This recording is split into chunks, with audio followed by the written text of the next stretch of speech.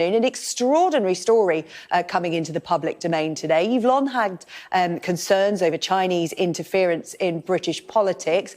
What do you make of what's been revealed this afternoon? Well, first of all, I got notice of this from the Speaker's office only when I saw the email, but it had been raised with me, and I went to make a point of order in the House of Commons to ask what was going on.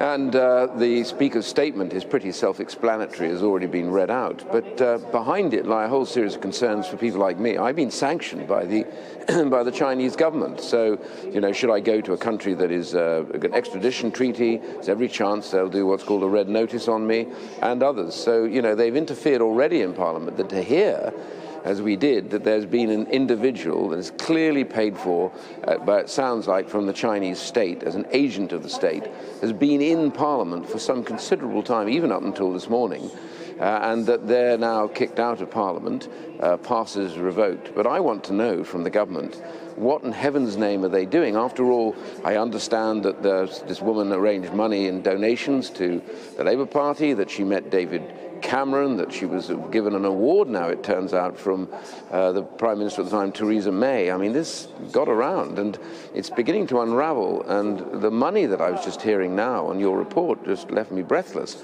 So I really need to know more, and I think we have a right to know more. What is going on here? And if this person has been involved in spying, and their son or whatever involved in what I think is clearly a form of spying, then why are they still in the country?